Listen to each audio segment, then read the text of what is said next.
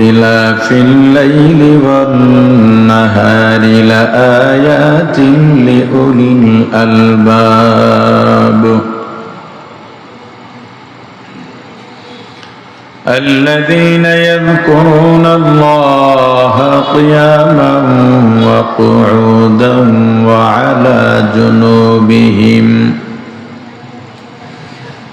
ويتفكرون في خلق السماوات والأرض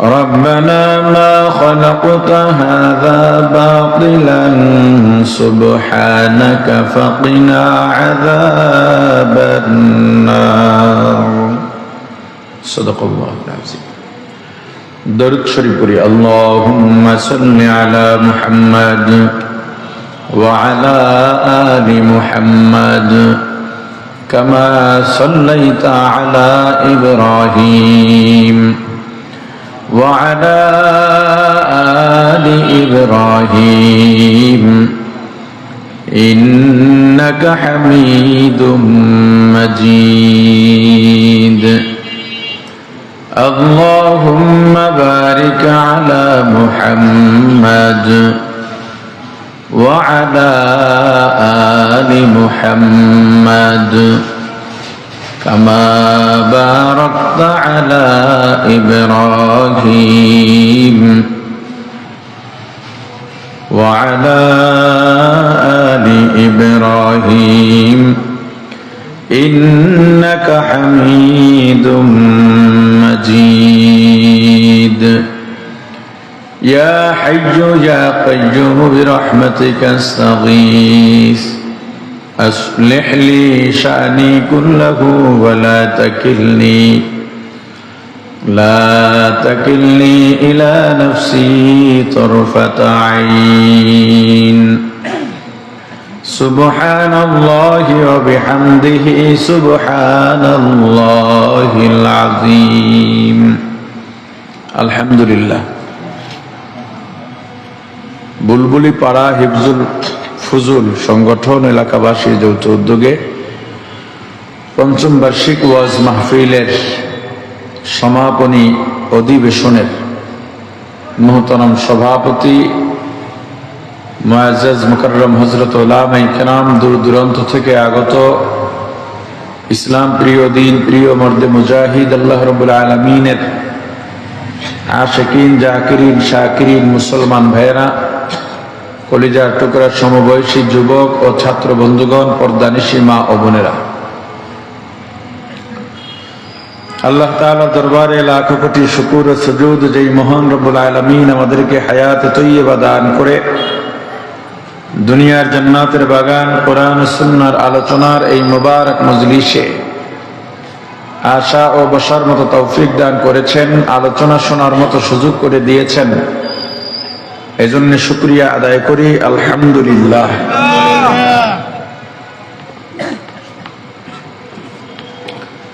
আমি সংক্ষিপ্ত কিছু কথা বলবো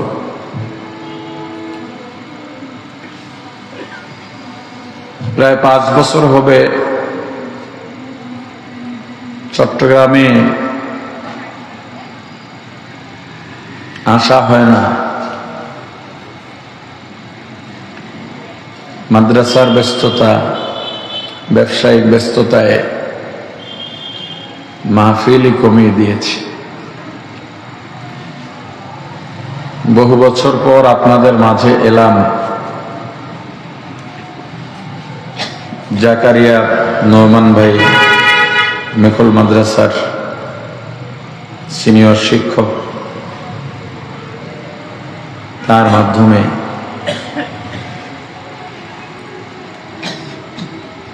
শুধু দেখা করতে আসা এবং আপনাদের থেকে দোয়া নেওয়া হাঁটাজারি শুনে এবং মেখল দুইটা জায়গায় আবেগের জায়গা আমাদের জন্য শাইখুল ইসলাম রহমতুল্লাহ আলাইহির মকবরা মুজাহিদে মিল্লাত আল্লামা জুনায়েদ বাবুনগরী রহিমাহুল্লাহ তাআলা তাদের মাকবারায় এই উসিলায় জিয়ারতের সুযোগ আল্লাহ হয়তো দেবেন, এই লোভে আপনাদের এখানে এসেছি।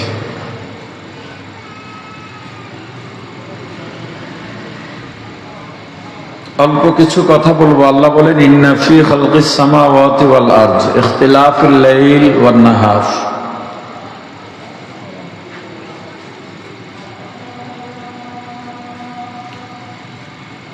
আসমান ও জমিনের মাঝে আল্লাহর যত সৃষ্টি আছে, মাখলুকাত,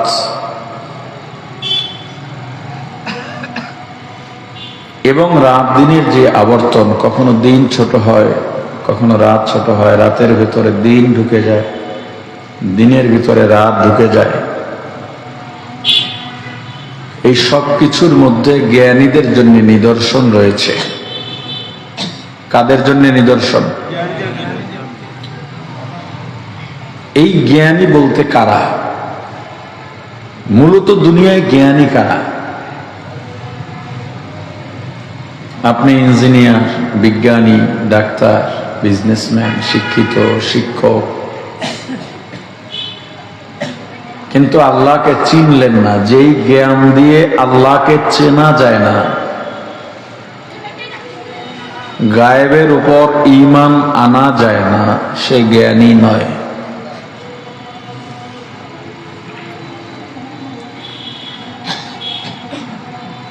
এমনকি আরো আশ্চর্যজনক কথা হলো, আলেমদের মাঝেও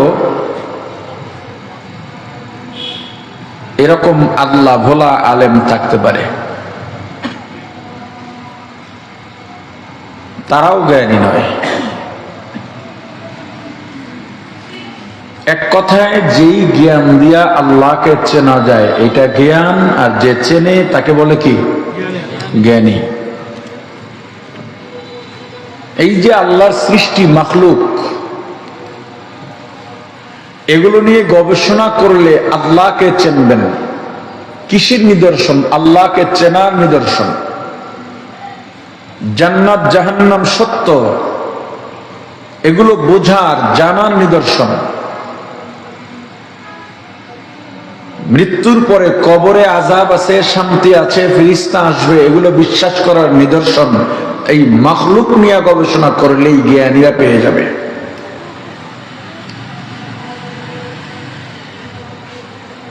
সাগরের তলদেশেও বিশাল পৃথিবী আছে, এটা কোরআন বহু শত শত বছর আগের থেকে বলতে বলতে আসতেছে। আর দুনিয়ার বিজ্ঞানীদের আবিষ্কারে মাত্র ধরা পড়েছে। এখন তারাও বলে যে সাগরের নিচে বিশাল দুনিয়া আছে। এমনকি দুনিয়ায় যত গাছপালা, তার থেকে সাগরের তলদেশের গাছপালার পরিসংখ্যান বেশি। সাগরে এমন মাছ আছে যেই মাছের এক লোকমা আমার সারা জীবনের লোকমার থেকেও বেশি। এটা শোনার পর আপনাদের কি বলা দরকার ছিল?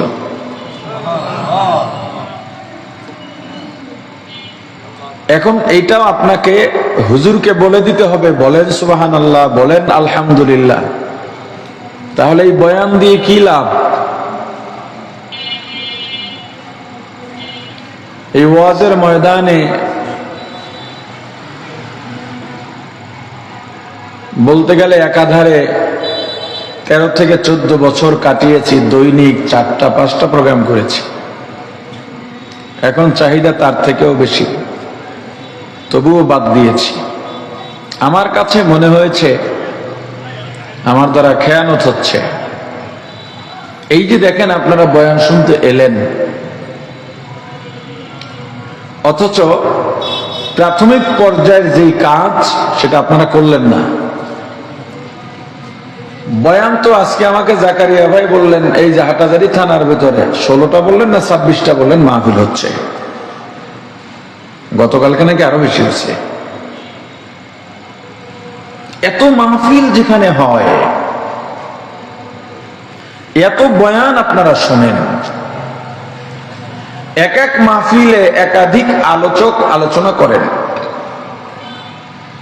কিন্তু আপনার আমার ভেতর পরিবর্তনের কি ঘটেছে? দৃশ্যমান এমন কি পরিবর্তন দেখা যায় যে ওয়াজের কারণে এই পরিবর্তন ঘটেছে?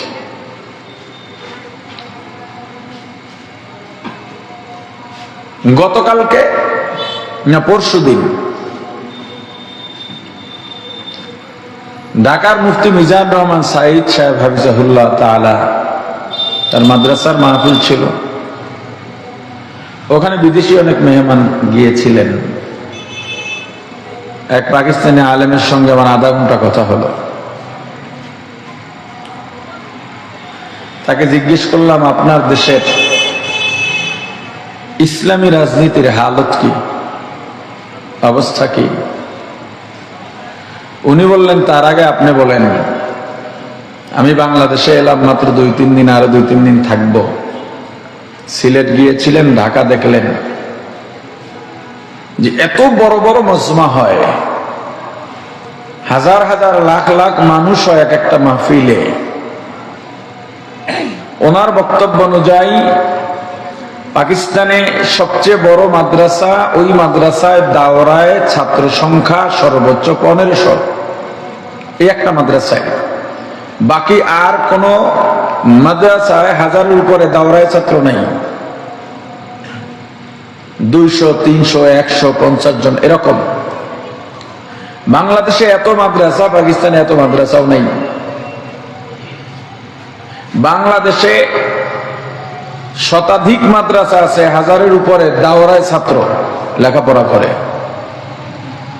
আর হাটাজারি, ফরিদাবাদ, যাত্রাবাড়ি, পটিয়া, এই ধরনের মাদ্রাসাগুলো যদি ধরি, সব মাদ্রাসায় 2000, 3000, 4000, 5000 করে দাওরায় ছাত্র ক্লাস করে। তো আপনার দেশে যেখানে এত মাদ্রাসা, এত ছাত্র, এত ওয়াজ, এবং প্রত্যেক ওয়াজে মানুষ যায়, ইসলামকে ভালোবাসে বলেই তো যায়। উনি যেই প্রশ্ন করলেন, এই প্রশ্নের যৌক্তিকতা আছে না নাই?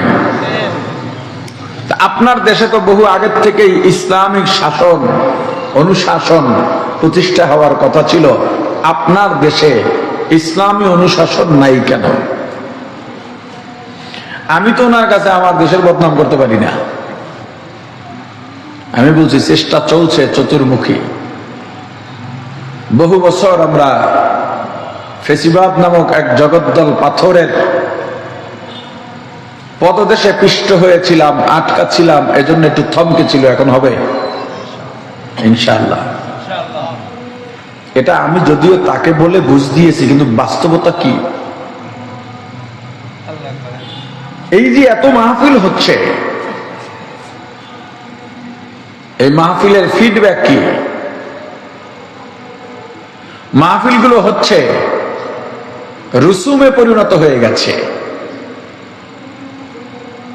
যেই আলোচকের সুর ভালো, ওই আলোচকের ওয়াজ শোনে মানুষ। বোঝার ব্যাপার হলো আসলে ওয়াজ শোনে না সুর শোনে। ওয়াজ শুনলে তো মসজিদ দোতলার জায়গায় 10 তলা হয়ে যাওয়ার কথা, কারণ নামাজে মুসল্লি ধারণ হবে না।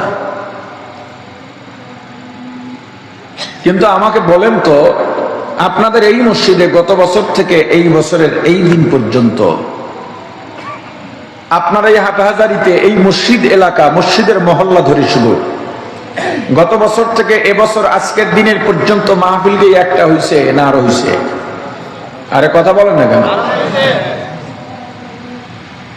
কিন্তু আপনার মসজিদে গত বছর এই দিন থেকে আজকের দিন পর্যন্ত ফজরে নতুন মুসল্লি বেড়েছে কয়জন?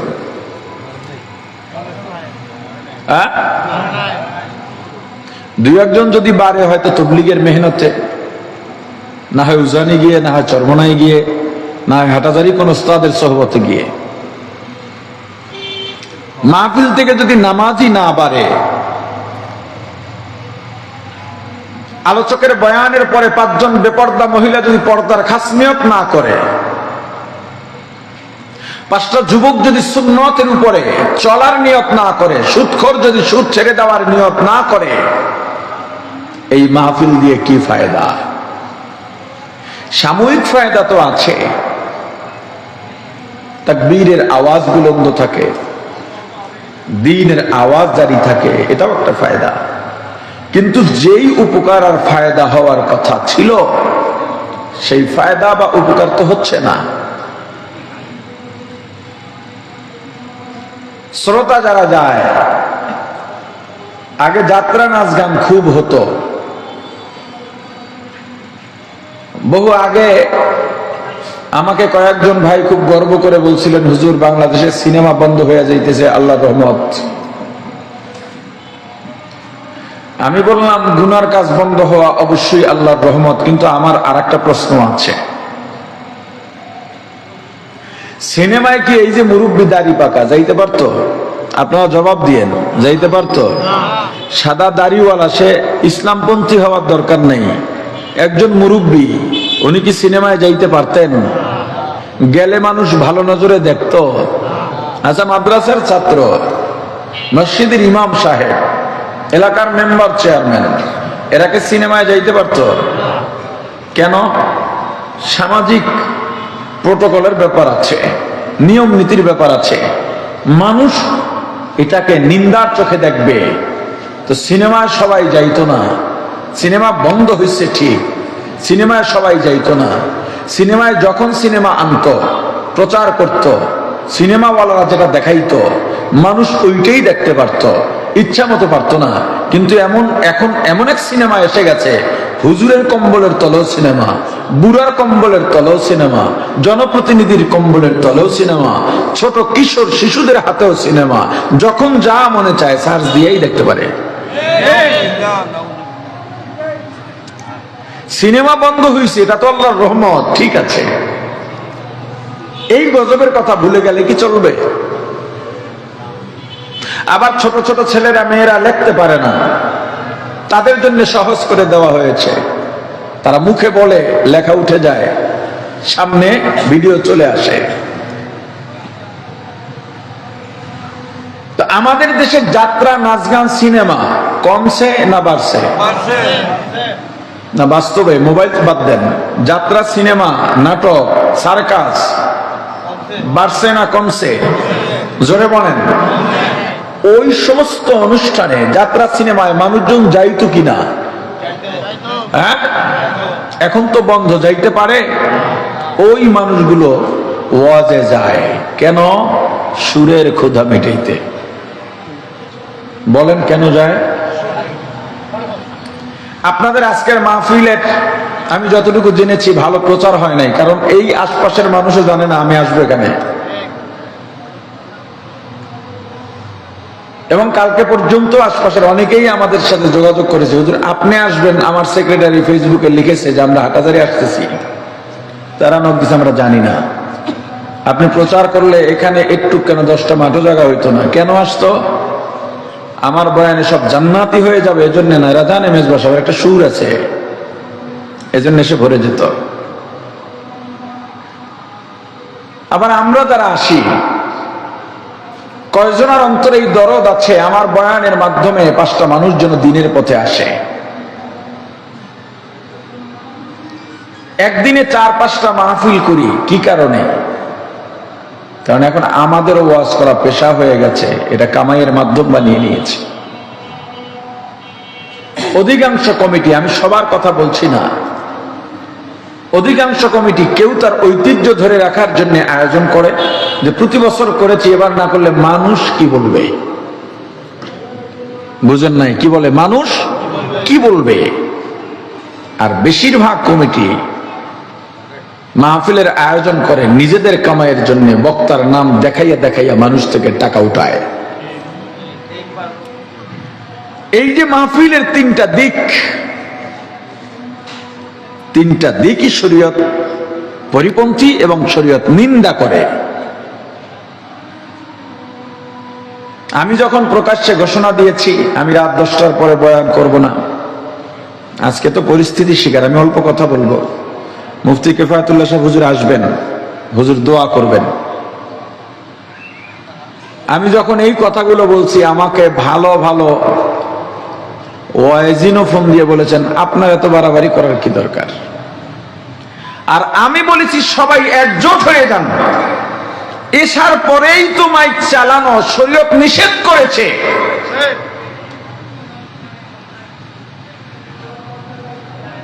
আপনারা সব কমিটিকে বলে দেন শুধুমাত্র লিল্লাহি তাআলা মাহফিল হবে, আলোচক আসবেন, কমিটি নিজেরা তার খরচ দেবেন, লিফলেট নিয়ে দোকানে দোকানে বাসে বাজারে কিছু খুচরা টাকা সামনে আছে, দেন ভাই দেন দেন। আমার কথা আপনাদের কাছে তিতা লাগতে পারে, আপনাদের সাথে থেকে ব্যথা নিয়ে এই কথাগুলো আমি বলেছি এবং বলে যাচ্ছি। আপনি যদি আল্লাহকে পাইতে চান, আপনার কাজগুলো ওভাবেই হতে হবে, এর বাইরে যাওয়ার কোনো সুযোগ আছে? নাই। আপনি সবক গ্রহণ করেন যে এই পৃথিবীতে আল্লাহ আমাকে এত নিয়ামত। বলেন তো, আল্লাহ যে মাখলুক সৃষ্টি করেছেন এর সঠিক পরিমাণ কত হবে? وَإِن تَعُدُّوا نِعْمَةَ اللَّهِ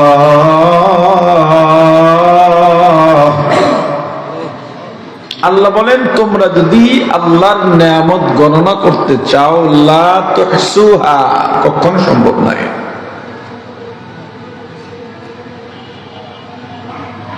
এত নিয়ামত। সাগরে এমন মাছ আছে যেই মাছ আমার সারা জীবনের খাবার আর লোকমা তার এক লোকমায় লাগে। এবার বলেন, মাছ আপনাদের হাটহাজারী বাজারে দোকানদারি করে? কথা বলেন। ট্রান্সপোর্টের মালিক? হোটেল চালায়? এই যে মাছ খাবার খায়, দেয় কে? জোরে বলেন, কে দেয়? লা ইলাহা ইল্লাল্লাহ, লা ইলাহা ইল্লাল্লাহ। সবাই লা ইলাহা ইল্লাল্লাহ, লা ইলাহা ইল্লাল্লাহ, লা ইলাহা ইল্লাল্লাহ, লা ইলাহা ইল্লাল্লাহ, লা ইলাহা ইল্লাল্লাহ, লা ইলাহা ইল্লাল্লাহ। আল্লাহ আল্লাহ क्या मुबारक नाम है अल्लाह अल्लाह, क्या मुबारक नाम है अल्लाह अल्लाह, आशिकों का काम है। जिक्र हक आमद विदाई रूह रो बरहम आमोदी दिले मज रूह रा, ला इलाहा इल्लल्लाह, ला इलाहा इल्लल्लाह, ला इलाहा इल्लल्लाह।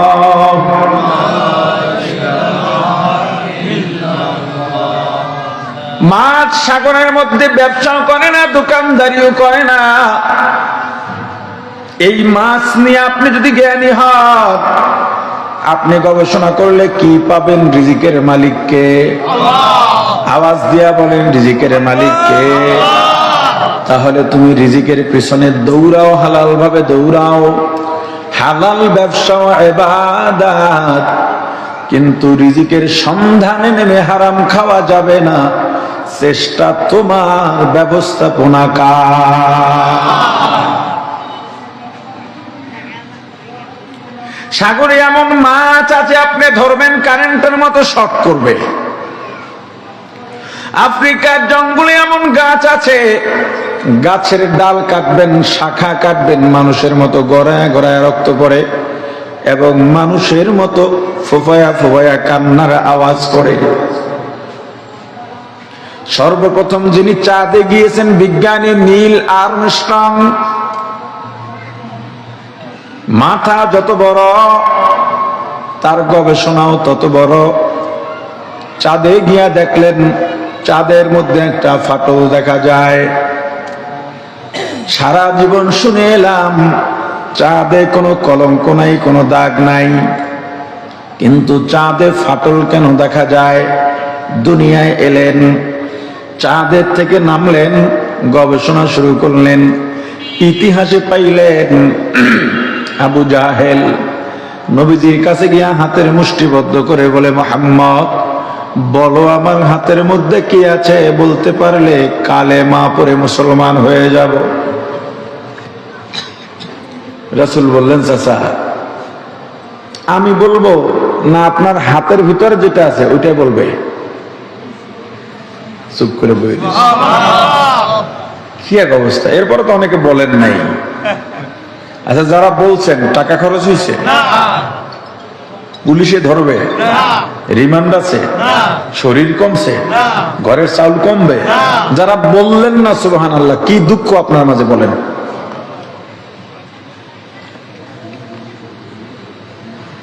বলবেন হুজুর আপনি কি দেখছেন? আমরা বলি নাই। সুবহানাল্লাহ বলতে ঠোঁটের ব্যবহার হয়। আমি দেখছি সবাইটা না পারলো যে 2-4 জনের ঠোঁট নড়ে নাই। কি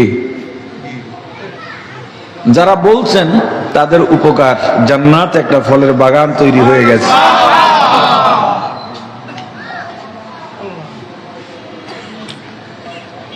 হ্যাঁ আবু জাহেল কয় তুমি কি পাগল হইছ? আমার হাতের মুষ্টিতে যা আছে তো কথা বলতে পারে না, খেজুরের শুকনো আটি বা পাথরের টুকরা। আবু জাহেল তো জানে এটা কথা বলতে পারবে না।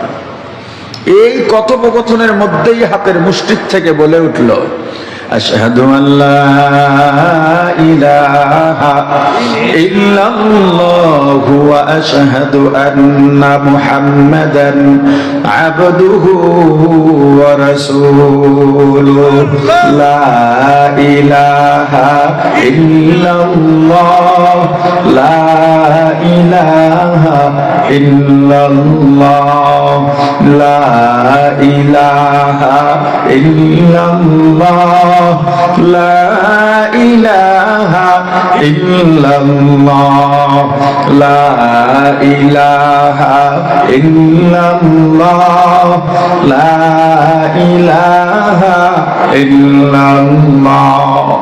আবু জাহেল ডাক দিয়া বলে, মুহাম্মদ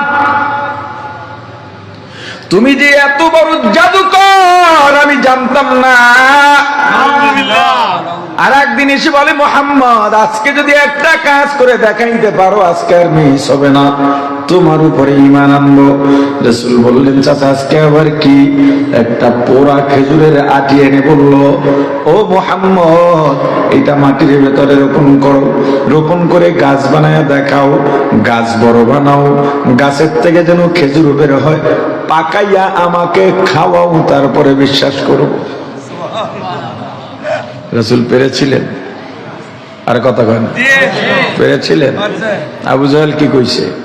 তোমাকে যত বড় জাদুকর মনে করছি তার থেকেও বড় জাদুকর। এই আবু জাহেল মার্কা একদল মানুষ আমাদের সমাজে আছে না নাই? তোরে যত বুঝাবেন ও ছাগলের মতো ডানে বামে মাথা নাড়াবে, উপরে নিচে মাথা নাড়াবে না। হ্যাঁ, আর একদিন আবু জাহেল এসে বলে, মুহাম্মদ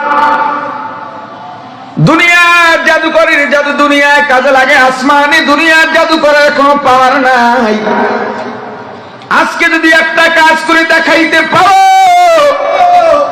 তবে আজকে আর মিস হবে না, মুসলমান হবই হব, দুনিয়াকে সাক্ষী রেখে কালেমা পড়বো, তোমাকে আমি রাসূল বলে মেনে নেব। নবীজি বললেন, চাচা কি করা লাগবে? বলে, চাঁদকে 2টা ভাগ করে দেখায় দাও। আমার রাসূল শাহাদাত আঙ্গুল ইশারা করলেন, ডানে বামে নাড়া দিলেন, চাঁদ কাঁপতে কাঁপতে 2টা ভাগ হয়ে গেছে। मुहम्मद अरबी है व नबी रास्ते पे शो, मुहम्मद अरबी है व नबी रास्ते पे शो, आलम हुआ उसकी पैदा से उजाला, आलम हुआ उसकी पैदाइश से उजाला, शफीउल उमम हमारा नबी रोज क़यामत, शफीउल उमम हमारा नबी रोज क़यामत, शफाअत करेगा अल्लाह के पास गुनाहगार उम्मत, शफाअत करेगा अल्लाह के पास गुनाहगार उम्मत। हम सिराते मुस्तफा दर तमामी हालियों को इत्तिबाए सुन्नते खैरुल बशर गिरे लाज़िम ताबुयाबी ऐ बेसार ला इलाहा इल्लल्लाह, ला इलाहा इल्लल्लाह, ला इलाहा इल्लल्लाह, ला इलाहा इल्लल्लाह, ला इलाहा इल्लल्लाह, ला इलाहा इल्लल्लाह, ला इलाहा इल्लल्लाह, ला इलाहा इल्लल्लाह। আবু জাহেল ডেকে বলে, মোহাম্মদ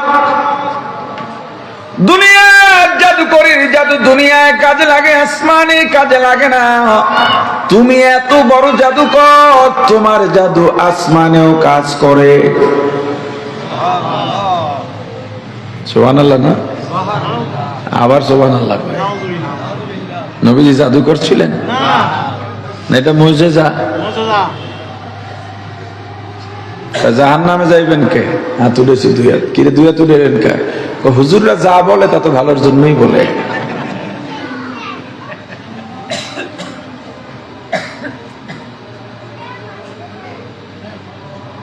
ইসলামী অনুশাসন মানার ক্ষেত্রে, বিধিবিধান মানার ক্ষেত্রে আলেমের কথার বাইরে যাওয়া যাবে? আরে বলেন না। এক মুসিয়া ছিল, বই সিলাই করতো, একটু পণ্ডিত টাইপের ছিল আর কি। ওনার কাছে কোনো বই দিলে ভুল থাকলে সেটা কারেকশন করে দিত। এক লোক দিয়া বলে, ভাই এই নাও, এটা আল্লাহর কোরআন, কিতাবুল্লাহ, এটার মধ্যে লা রাইবা ফি, কি নাই, খবরদার এইটাতে তুমি কলম ধরো না, তুমি শুধু বাধাই করে আমাকে দেবা। ঠিক আছে। কয়দিন পর গেছে, সুন্দর করেই বাধাই করছে। বলে, ভাই ভিতরে হাতটা দাও নাই তো? দেবার কোনো ইচ্ছা ছিল না। কোরআন আল্লাহর কিতাব, কালামুল্লাহ, কোরআনের ভিতরে যা আছে সব কার জবানের কথা। এইটার বরকত নেব না, এটা কি হয়? কিন্তু ভাই বিপত্তি ঘটে গেছে। কি? কোরআনের মতো গ্রন্থ, কোরআনের মতো কিতাব খুলে দেখি, পবিত্র কিতাবে ফেরাউনের নাম, নমরুদের নাম। বলেন তো এগুলো সহ্য করা যায়? কয় তুমি কি করছো? কয় যত জায়গায় ফেরাউনের নাম আছে সব নাম কেটে আপনার আর আমার নাম বসায় দিছি।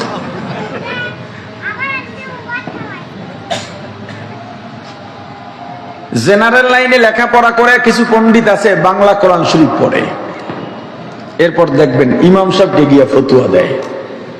আছে না নাই? ধারাবাহিক ভাবে নিয়মতান্ত্রিকতার সঙ্গে যদি মাদ্রাসায় কেউ না পড়ে, তার জন্য বাংলা কোরআন শরীফ অর্থ হোক উচ্চারণ হোক করা জায়েজ নাই। আমি আজকে আপনাদের ফতুয়া দিয়ে গেলাম, বাংলাদেশ নয় উপমহাদেশের অন্যতম শ্রেষ্ঠ বিদ্যাপীঠ আপনার এই এলাকায়, ওখানের হুজুরদের কাছে গিয়ে জিজ্ঞেস করবেন কেন জায়েজ নাই। ছোট্ট একটা উদাহরণ পেশ করি। কোরআনের প্রধান দিক হলো দুইটা, একটা হলো শব্দ। শব্দ ছাড়া কি কোরআন হবে? জোরে বলেন। শব্দ আছে, অর্থ নাই, এই শব্দের কোনো মূল্য আছে? যেমন একটা কবিতা আপনারা ছোটবেলায় দেখেছেন, আমরাও পড়েছি, হাট্টিমা টিম তারা মাঠে পারে ডিম, তাদের খাড়া দুইটা শিং তারা হাট্টিমা টিম টিম। পড়ছেন বা শুনছেন? বলে না, শুনছেন? বলেন, এই যে শব্দগুলো তো আছে, বাস্তবতা আছে? হাট্টিমা টিম তারা মাঠে পারে ডিম, তাদের খাড়া দুইটা শিং। মাঠে কোন খাড়া শিংওয়ালা ডিম পারে? শব্দ আছে, অর্থ আছে। কোরআন তো এমন অকার্যকর হতে পারে না। কোরআনের প্রথম লাগবে শব্দ, এরপরে কি লাগবে? আরে কথা বলে না। একদল আছে না 90,000 কালাম গায়েব, 90,000 কালাম, 30,000 গায়েব, আরো কি কি জানি বলে। এটা আপনাদের অঞ্চলে অনেক বেশি, আমরা এটি চিনিও না ভাই। আমি মেখল বয়ানে বলে এসেছিলাম যে আমাদের বরিশাল তথা কুয়াকাটা অঞ্চলে সুন্নি ওয়াহাবি কি এখনো বোঝে না, এই শব্দ দুইটাই চেনে না। আপনার কাছে তো আশ্চর্য লাগতেছে, কি বলেন, অথচ এইটা নিয়ে আমাদের এলাকায় সকাল বিকাল মারামারি লাগে।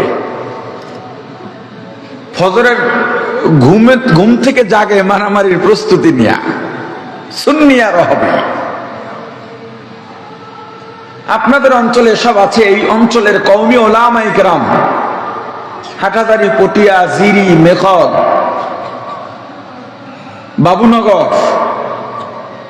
কত পরিশ্রম করে গেছে এই দেশের মানুষকে দ্বীনের পথে, সঠিক পথে ফেরাবার জন্য। সাধারণ মানুষ আলেম থেকে দূরে সরার কারণে ইবলিস এইটাই চায়, আলেম থেকে মানুষ যখন জুদা হয়ে যাবে ও দিন জানবে না, জাহান্নামী হয়ে দুনিয়া থেকে বিদায় হবে। দেখবেন অনেকে বলে, আমি জানি না চট্টগ্রামে এগুলো বলে কিনা, অনেকে বলে হুজুররাই শুধু মাসালা ঘুরায়। এটা কি দিকে বলে টলে? মাসালা ঘুরায় কারা? হুজুররা মাসালা ঘুরায়। এই একবার এই মাসালা দেয় আর একবার এই ফতুয়া দেয়। ও ভাই, জানে হুজুর ঘুরাইবেন আপনি? কথা কয় না। মাসালা জানে কে? তো ঘুরান লাগলে কে ঘুরাইবে? তা আপনারা দোষ হিসেবে নেন কেন? এই যে চা দোকান আছে, এখন তো আর ফতুয়া বিভাগ লাগে না, চা দোকানগুলো সব ফতুয়া বিভাগ। এত ফতুয়া এখান থেকে বের হয়, আর চা স্টলের যত ফতুয়া বেশিরভাগ হুজুরদের বিরুদ্ধে। কথা কয় না। আচ্ছা, আপনি যে হুজুরদের ভুল ধরেন, এর আগে আমাকে বলেন, আপনি চিকিৎসার জন্য ডাক্তারের কাছে গেলেন, ডাক্তার প্রেসক্রিপশন দিলেন, প্রেসক্রাইব করার পরে আপনি কাগজটা হাতে নিলেন। আপনি কি ডাক্তারের ভুল ধরছেন? আপনি প্রেসক্রিপশনে যেই প্রেসক্রাইব করলেন, এখানে এই ওষুধ কেটে ওইটা দেন, এটা কেন দিচ্ছেন বলছেন কখনো? কেন? আপনি ডাক্তার না, এই জন্য ডাক্তারের ভুল ধরেন নাই। ইঞ্জিনিয়ার আপনার বিল্ডিং এর ডিজাইন দিল, লেআউট আপনার হাতে, আপনি কি ভুল ধরছেন যে আপনি এখানে পিলারে এতগুলো রড কেন দিলেন, এত সুতি রড কেন দিলেন? ভুল ধরছেন? আর জোরে বলেন, ভুল ধরছেন? কেন ধরেন নাই? আপনি ইঞ্জিনিয়ার না। সাধারণ বিষয়, মোবাইলের ডিসপ্লে নষ্ট হয়ে গেছে, আলো দেখা যায় না, নাম্বার প্রেস করেন কিন্তু দেখা যায় না। আপনি গেলেন সার্ভিসারের কাছে, সার্ভিসার বলল ডিসপ্লে পাল্টানো লাগবে। আপনি বললেন কত টাকা? এত টাকা। দফা রফা হলো, ইজাব কবুল হলো, আপনার সাথে চুক্তিপত্র সম্পূর্ণ হয়ে গেল, এত টাকায় ডিসপ্লে পাল্টাবে। আপনি টাকাও দিয়ে এলেন, স্লিপ নিয়ে এলেন, অমুক দিন ডিসপ্লে লাগিয়ে আপনার মোবাইল ফেরত দেওয়া হবে। আপনি ভুল ধরলেন না, টাকা দিয়ে এলেন। কেন? আপনি সার্ভিসার না। কথা কয় না।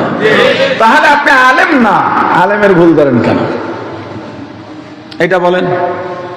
এখন হুজুররা যে মাসালা ঘুরায়, ঘুরাইবে কে? বলে না। ঘুরাইবে কে? ঘুরানো দোষণীয় না প্রশংসনীয়? এটা আমি বলি, আপনারাই ফতোয়াটা আমাকে দেবেন। স্বাভাবিকভাবে বেসিক মাসআলা হলো নামাজ দাঁড়িয়ে পড়া ফরজ। বলেন নামাজ দাঁড়িয়ে পড়া ফরজ। এই যে আমি বলতেছি আপনারা জবাব দিচ্ছেন, মাজলিসু ফিকহিন খায়রুম মিন ইবাদাতি 60 সানা আও কামা ক্বালা নবী আলাইহিস সালাতু ওয়াস সালাম। এই মজলিস শুধু এই শেখার কারণে, দিন শেখার মজলিস 60, 70, 80 বছর নফল ইবাদত থেকে উত্তম। আপনার শেখার নিয়তে যদি জবাব দেন আর বসেন, আল্লাহ রাসূল বলছেন দিন শেখা অবস্থায় ইন্তেকাল করলে শহীদি মর্যাদা। আপনি দিন শেখার নিয়ত করলে আপনি তলবুল ইলম হয়ে গেলেন, দ্বীনের ছাত্র হয়ে গেলেন। আপনি চলার পথে আল্লাহর রহমত আর নূরের ফেরেশতারা তাদের পাখা বিছায়া দেন, আপনার হাঁটায় যাতে কোনো সমস্যা না হয়। লাভ না ক্ষতি? এজন্য জবাব দেবেন, যেহেতু মাসআলার ব্যাপারে কথা চলছে। স্বাভাবিক অবস্থায় বেসিক মাসআলা, সাধারণ মাসআলা ফতোয়া হয় সবসময় সাধারণের উপরে, ব্যতিক্রম হলে তখন মাসআলা ভিন্ন হবে, কিন্তু সাধারণ অবস্থায় সেই ভিন্ন মাসআলা বলা যাবে না। যেমন মনে করেন বলা হলো কুকুরের গোশত খাওয়াও জায়েজ আছে, এই কথাটা এভাবে বলা জায়েজ নাই। বলতে হবে সাধারণ মাসআলা, স্বাভাবিক মাসআলা, কুকুরের গোশত জায়েজ নাই। কুকুরের গোশত কি? কিন্তু জায়েজ হবে। স্বাভাবিক মাসআলা কি জায়েজ নাই, কিন্তু আপনার জীবন সংকটাপন্ন, তখন জায়েজ আছে না নাই? আরে কথা বলে না, জায়েজ আছে না নাই? কিন্তু আপনি যদি বলেন আরে কুকুরের গোশত খাওয়া জায়েজ আছে, মৌলভী সাহেব আপনি জানেন না মাসআলা, উনি ভুলে আছে। ওটা হলো সমস্যা দেখা দিলে তখন আসবে। স্বাভাবিক মাসআলা যেটা আছে ওটাকেই বর্ণনা করতে হবে। স্বাভাবিক মাসআলা, বেসিক মাসআলা হলো নামাজ দাঁড়াইয়া পড়া। বলেন, আপনি মোটরসাইকেল অ্যাক্সিডেন্ট করছেন, 2 হাঁটুর বাটি শেষ, দাঁড়াইতে পারবেন? আরে বলে না, নামাজ কি বাদ দেওয়া যাবে? এখন তো দাঁড়াইতে পারতেছেন না, অথচ নামাজ দাঁড়াইয়া পড়া ফরজ। মাসআলা এখন এই জায়গায় থাকবে না, ঘুরান লাগবে। জোরে বলেন, ঘুরাইবে কে? জোরে। তাহলে মাসআলা তো হুজুররাই ঘুরাইবে, আলেমরাই ঘুরাইবে, আপনি তো ঘুরাইবেন না। আপনি আলেমকে অনুসরণ করবেন, এটাই আপনার কাজ। হ্যাঁ, নীল আর্মস্ট্রং দুনিয়ায় এলেন, চাঁদ থেকে নামলেন, যে আমি কি দেখে এলাম। উনি জানতে পারলেন মুসলমানদের নবী মুহাম্মদুর রাসূলুল্লাহ সাল্লাল্লাহু আলাইহি ওয়াসাল্লামের আঙ্গুলের ইশারায় চাঁদ 2 ভাগ হয়েছিল। এটা ইতিহাসে পাইছেন, প্রমাণ দরকার ইতমিনানের জন্য। ঘাটাঘাটি শুরু করলেন, জানতে পারলেন ওই সময় বিশ্বের যত নেতৃত্ব স্থানীয় ব্যক্তিবর্গ ছিলেন সবাই সাক্ষী দিয়েছেন, আমরা ওই সময় আকাশের চাঁদকে 2 ভাগ হতে দেখেছি, এবং সেটা কুরাইশ বংশের আরবের মুহাম্মদের আঙ্গুলের ইশারাই হয়েছিল। তার মাথা যত বড়, তার গবেষণাও তত বড়। গবেষণা করে দেখছে যেহেতু মুহাম্মদের আঙ্গুলের ইশারায় হইছে, আল্লাহ দারুণ এক মাখলুক আর সৃষ্টি নিয়ে গবেষণা করে উনি আল্লাহর পরিচয় পেয়ে গেছেন, নিদর্শন পেয়ে গেছেন যে আল্লাহ আছেন। নীল আর্মস্ট্রং মুসলমান হয়ে গেছে। আপনি আমি তো এত বড় বিজ্ঞানী না, এত বড় মাথাও আপনার আমার নাই। আপনাকে সাধারণ ছোট্ট একটা জিনিস দিয়া আল্লাহকে চেনা যায় কিনা দেখেন। জিহ্বা, যেটা দিয়ে কথা বলি, যেই জিহ্বা আমার সঙ্গে আছে, ইলিশ মাছ দিলাম জিহ্বায়, এক স্বাদ। পরক্ষণে মিষ্টি দিলাম, আর এক স্বাদ।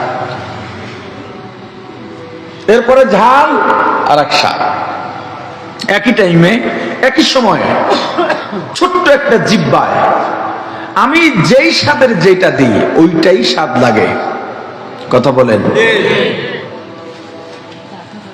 আপনাকে যদি আমি জিজ্ঞেস করি, আমাকে বলেন আচ্ছা জিলাপি কেমন লাগে?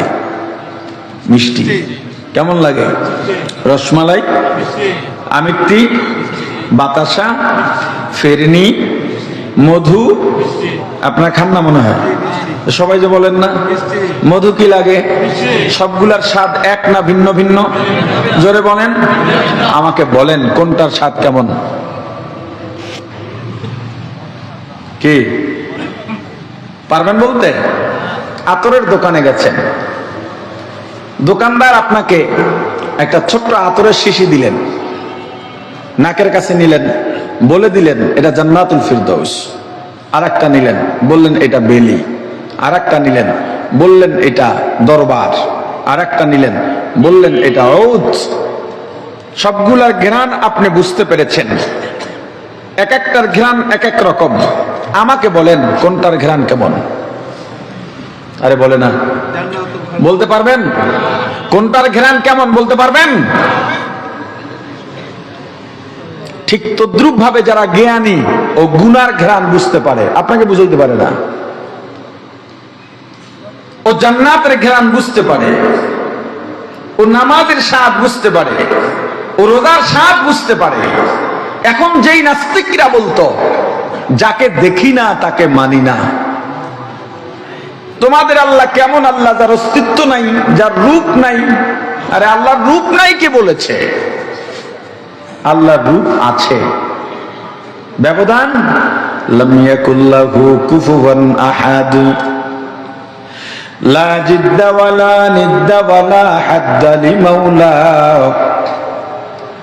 লা জিদ্দা ওয়ালা নিদ্দা ওয়ালা হাদ্দা লিমাওলা, আল আনা কামা কানা ওয়া লাম ইয়ালকাজ ওয়ালা, আল আনা কামা কানা ওয়া লাম ইয়ালকাজ ওয়ালা, লা জাদ্দা ওয়ালা জাদ্দাতা লা আম্মা ওয়া খালা, লা জাদ্দা ওয়ালা জাদ্দাতা লা আম্মা ওয়া খালা, লা হাইউলা লা সূরাতা লা শিবহা লিমাওলা, লা হাইউলা লা সূরাতা লা শিবহা লিমাওলা, লা ইলাহা ইল্লাল্লাহ, লা ইলাহা ইল্লাল্লাহ, লা ইলাহা ইল্লাল্লাহ, লা ইলাহা ইল্লাল্লাহ, লা ইলাহা ইল্লাল্লাহ, লা ইলাহা ইল্লাল্লাহ। প্রাণের ভাই আমার, আল্লাহর রূপ আছে, তবে একটু ব্যবধান। লাম ইয়াকুল্লাহু কুফুয়ান আহাদ। আল্লাহ দুনিয়ার কারো মতো নন, আল্লাহর সমকক্ষ দুনিয়ায় কেউ নাই। আল্লাহর মতো দুনিয়ায় কিচ্ছু নাই। আল্লাহ দুনিয়ায় কারো মতো নন, তবে আল্লাহ কার মতো? কোন কার মতো? আল্লাহর মতো। আল্লাহর রূপ না থাকলে কিয়ামতের ময়দানে জান্নাতীদের জন্য সবচেয়ে আকর্ষণীয় হবে আল্লাহকে সরাসরি দেখা। এর চাইতে মজার আর আনন্দের কিচ্ছু হবে না। আল্লাহকে দেখা হবে সবচেয়ে আনন্দের ব্যাপার। এখন আপনি বলবেন আল্লাহকে দেখান, তার সূরত কেমন আমাকে বুঝান। আমি আপনাকে আল্লাহ দেখাইতে পারি, তবে আমার শর্ত যদি আপনি পূরণ করতে পারেন। শর্তটা কঠিন নয়, শর্তটা একদম সহজ। আমার শর্ত আপনি মানতে পারলে আমিও আপনাকে আল্লাহ দেখাবো। আসেন একটা চুক্তিপত্র করি। আপনি যদি আমাকে আমার শর্ত ফুরাইতে পারেন, আমিও আপনাকে আল্লাহ দেখাবো।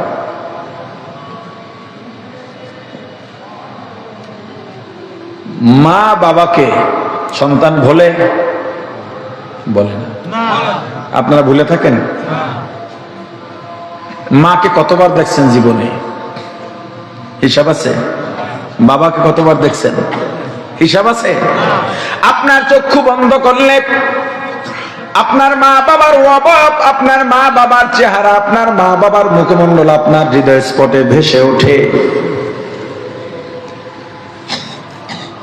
আপনার বাবা এখানে নাই, চোখ খুললে আপনি মাকেও দেখেন না, বাবাকেও দেখেন না। মানুষ দেখে চোখ খুলে না বন্ধ করে, কথা কয় না? আমি চোখ বন্ধ করলে কি আপনাকে দেখবো নাকি? আমার দেখতে হলে আমার চোখ খোলা লাগবে, চোখ খোলা অবস্থায় আপনাকে দেখতে হবে। আপনিও যদি আমাকে দেখতে চান তাহলে চোখ খোলা লাগবে, কিন্তু আমি যদি দূরে থাকি চক্ষু বন্ধ করলেই আমাকে দেখতে পাবেন। আপনি যদি দূরে থাকেন চক্ষু বন্ধ করলেই আপনাকে দেখতে পাবো। আজীব এক মুআমেলা, আজীব একটা ব্যাপার, আশ্চর্য একটা ব্যাপার। আপনি সামনে থাকলে আমার চোখ খুলে আপনাকে দেখতে হয়, আপনি দূরে আছেন আপনাকে দেখার জন্য আমার চক্ষু বন্ধ করা লাগে। আমার মাকে আমি জীবনে কতবার দেখলাম তার কোনো হিসাব নাই। আমার বাবাকে আমি কত শতবার, হাজারবার, লক্ষবার, কোটিবার দেখেছি, কোনো হিসাব নাই। আমি বুঝি আমার বাবা কেমন, আমার বাবার মুখমণ্ডল কেমন, আমার বাবার চলাফেরা কেমন, আমার বাবার পোশাক পরিচ্ছদ কেমন। আমি এমন একজন সুপুরুষ চাই, একজন সন্তান চাই যার বাবাও এখানে আছেন। আমাকে সন্তান এখানে দাঁড়াইয়া, আপনার বাবাকে জীবনেও আমি দেখি নাই, আপনি দাঁড়াইয়া বলবেন আপনার বাবার বিবরণ, এমন ভাবে বলবেন আমি আপনার বিবরণ শোনার সঙ্গে সঙ্গে যেন এখান থেকে ফাইন্ড আউট করতে পারি এইটাই আপনার বাবা। পারবেন এমন কোন সন্তান? কথা কয় না। আরে পারলে বলেন পারবো, আপনি আসেন, আপনি চিনান, আমি আল্লাহকে দেখাই দেব। যদি বলেন না, সেটাও বলবেন এটা সম্ভব না। পারবেন? ফেনী এক মাহফিলে গিয়েছিলাম বেশ কয়েক বছর আগে। তা আমি এই কথা বলার পরে একটা ছেলে দাঁড়িয়ে গেছে, যুবক, বলে আমি পারবো। আশপাশের লোকজন বলে বাবা পারবা না, বসো। কয় আরে যদি বাবারে না চিনাইতে পারি কেমন সন্তান হইলাম? আমি বললাম তাকে বাধা দিয়েন না, আসতে দেন। স্টেজে এলেন, মাউথপিস দেওয়া হলো, উনি বর্ণনা দিচ্ছেন। আমার বাবা কিছুটা লম্বা টাইপের, শ্যামবর্ণ, দাড়ি আছে, কিছু সাদা কিছু কালো, সবসময় টুপি পরে থাকেন, পায়জামা পাঞ্জাবি পরেন। আমি বললাম এখানে তো এরকম বহু মানুষ আছে, সবাইকে আপনার বাবা নাকি? আপনার এই কথায় তো আপনার বাবাকে আমি খুঁজে বের করতে পারছি না। কথা বুঝেন নাই? আপনি বাবাকে চিনছেন, দূরে থাকলে চক্ষু বন্ধ করলেই বাবাকে দেখেন, কিন্তু প্রকাশ করতে পারছেন না। কথা বলে না। ফাইনামা তুওয়াল্লু ফাতাম্মা ওয়াজহুল্লাহ ওয়া হুয়া মাআকুম আইনামা কুনতুম নাহনু আকরাবু ইলাইহি মিন হাবলিল ওয়ারিদ।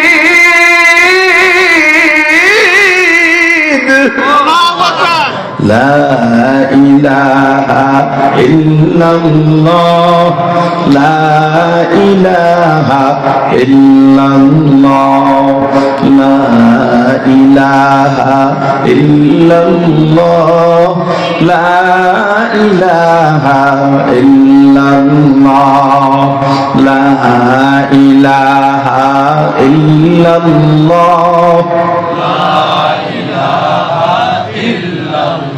আপনার বাবা কোটিবার দেখার পরও আমাকে আপনি চিনাইতে পারলেন না। আল্লাহ বলেন বান্দা, যেদিকেই তোমার মুখ ঘুরাইবা, চোখ ঘুরাইবা, গর্দান ঘুরাইবা, যেদিকেই তাকাইবা আমি আল্লাহ আছি। যারা জ্ঞানী, যারা মুত্তাকি, তারা আমি আল্লাহকে দেখতে পায় কিন্তু বর্ণনা করতে পারে না।